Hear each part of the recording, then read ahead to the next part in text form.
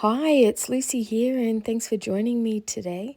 I'm going to be creating with these beautiful papers, and I have lots of cards to show because I've already made a few, and I'll be designing a couple of nice and easy ones as well.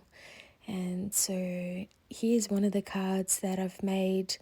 I popped the pattern paper up on foam tape and to create that card. And if you're interested in any of these and how I made them, let me know, and I can actually create that same design for a different card as well, and for a different YouTube video.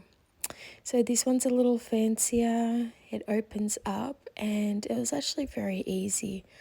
I think I just put two cards together to create that, and then gave it a band to keep it together as well. So I made that for my sister-in-law. Hopefully she'll like that one. And then this one is using the front cover of the kit, where they have the strips that shows all the different papers. So I added that and just added some doodling stitching on it as well. So this one was nice and easy. In this kit, the dies come in that one as well. This kit is from Uniquely Creative, and it's called Bushland Boutique, and it's stunning, isn't it? So you can make so many cards out of it, and I'll put the link in the description below so that if you'd like to purchase it, you know where to find it.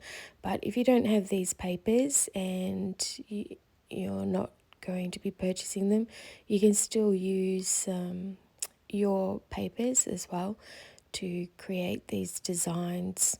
With this one, this paper is so easy to use, and that's what I do often when I have these sort of papers where they're an actual design that's like a scene, or it's got it's not just as the back one, you know, like a pattern.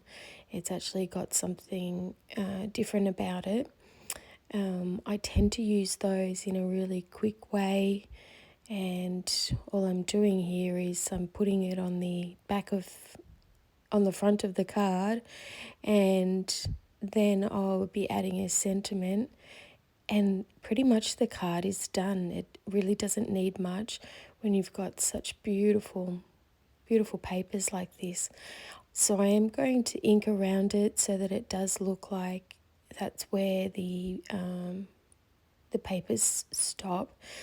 The other thing is that this card takes 5 minutes to make, but your recipient doesn't know that. They don't know whether you've actually stenciled on all of those flowers and, you know, whatever's on your papers. They don't know what part is handmade and what part is actually printed. So, you know, these still make fantastic, beautiful cards, even though you haven't spent a lot of time on them. And of course, sometimes we like to spend a lot of time creating because that's what we do, it's what we love doing. But occasionally you need a nice quick card, or you just want to show that, you know, in a couple of hours you can get quite a few cards done. So I'm just checking this colour of my embossing powder against the card itself to make sure that it suits. So I'm just going, I used a little bit of the scrap from this chipboard because it would make a difference if it was on paper to actually using it on this chipboard. So I'm just heat embossing it here, and that way it gives a really nice feature. It's shiny and gives, yeah, a little bit more interest to the card. I'll also be showing all the cards again at the end of this video, and I have a couple of others as well that I've already given away to people, and one is quite a special one as well, so I hope you'll stay and see the end part where I have all the cards showing. So this one is nearly done. I have some Nuvo drops that are almost the same colour as my embossing. So I'm going to use that. I haven't used these in a while, but they always look nice on a card just to finish it off and give it a little bit more texture. So, and then this card, I'm just giving it a little whack to make sure that they are perfect little domes, and then that card's done. Now this one's a little bit more fancier, and you can definitely apply it to any of your papers that you have. But again, I'm just popping on the tape on my card front because I'm covering the whole card, and I've put it on backwards because this makes it quite easy to see exactly where you're putting it, to measure it up. But that way there's no measuring, it's just covering the card front. So I'm having a little look. I didn't have a plan before starting this video, really. I knew I wanted to make a couple of cards, and so I was just going through my papers to see which one went best with this beautiful grey check paper. And I'm using my stitched rectangle dies. They're also from Uniquely Creative. And to create the rectangle, I was trying to have a look for the right size as well because I didn't want to cover up too much of the grey paper. So, and then I've decided to mount it just to give it a little bit more interest. So I've gone to have a look through my grey cardstock, and I think the darker one suits better. So I'm just going to add it together with the double-sided tape again, and then I'll cut around it. I always make sure to cut around the outsides when you have a 12 by 12 paper like this. I like to make sure that I've used the factory cut sides rather than sides that I may have cut, just to make sure that they're not wonky. That cardstock is also, it's really, really thick, so it gives a lot more sturdiness, and I don't need to use foam tape to have it stand up out above the card a little bit too. And yet it will still go in the post. It's not, this card won't be that thick that it won't be able to go in the post easily. So these papers are gorgeous, aren't they? This floral is just so nice. So I've just run out of tape there, so I've just grabbed another one quickly. I have all different sizes. My favourite is the, I think it's 1.5 centimetres, 15 mil wide. I just feel like it gives it a little bit more sturdiness, but yeah, using this 1 centimetre long is fine too. And so I'm just going to cut a strip. I feel like it needs something else to break up the floral print. So one of the good things with checks and stripes is that it's easy to cut in a line. So now I'm just going to mount that also onto the grey. It didn't really stand out by itself. I do use my ruler and knife a lot. I do have a trimmer, but it's very difficult to show you on screen because it's to the side, and yeah, it's a whole thing. So I do tend to find that a knife and ruler, I've got used to that over the years anyway, that I find it quicker. So I'm just heat embossing here. There's a Best Wishes stamp in this kit as well. I'm not sure with the dies and the stamps whether they're an optional extra or whether they actually come in the kit, so you would have to check that and potentially buy separately. But yeah, this Best Wishes stamp is absolutely gorgeous, and it also comes with a die, or you can purchase the die as well, that cuts it out, so that always looks really beautiful. So I've used that same embossing powder because I know that it works with these colours.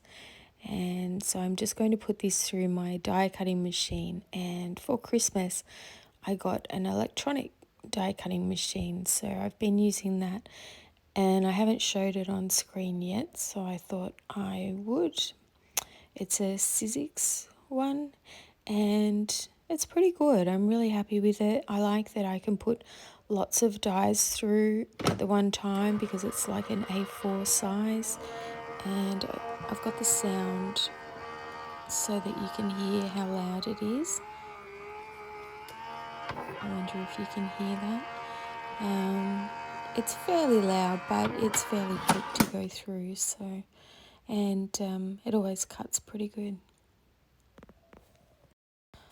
Okay, so it's die cut out beautifully, and now I'm going to add it, and I think the wishes sits really nicely on that checkered line. So I'm going to just add some foam tape to the top part, the best, and see whether that makes it even, but it doesn't. It's the foam dots are a little bit higher than the wishes on its own, and so I'm just going to use a little bit of the scrap from the watercolor paper and put that behind the wishes, and then that will even it out and they should sit nicely now.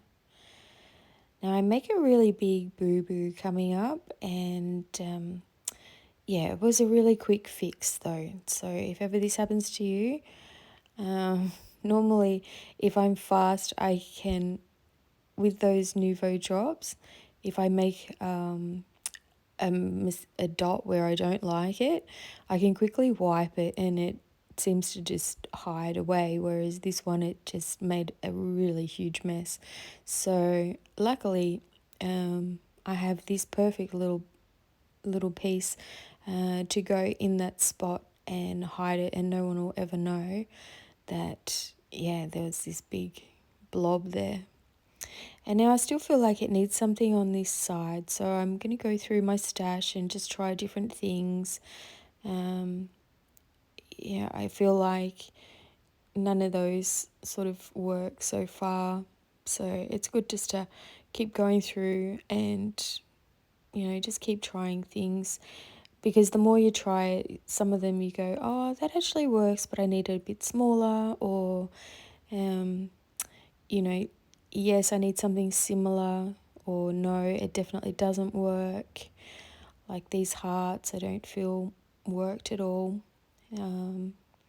Yeah, so I keep going, and I eventually find something that I do like. And I think this is the best way to do it. Just keep laying things down on it until you like it. I still felt like this bit was too big, and on the foam tape it just overpowered everything. So then I found one that was just a little bit smaller, so I tried that and I really liked it. And I knew I didn't want the foam tape because that made it stand out too much and overawed, you know, the rest of the card. So there, the card is finished, and yeah, these two turned out really well. They didn't take very long. I hope you like them as well. I think the mounting on the grey and the white looked really nice. So here's the rest of the cards again. You can pause to have a better look. And if you wanted me to do a Word document where I could actually, you know, give you a link to print it out or have a look at it on screen, easier, you can. I also have an Instagram channel which I put the cards on as well, which you could go to. I have a link in the description. So thanks for watching. Here's that special card, and have a great day. Thanks. Bye.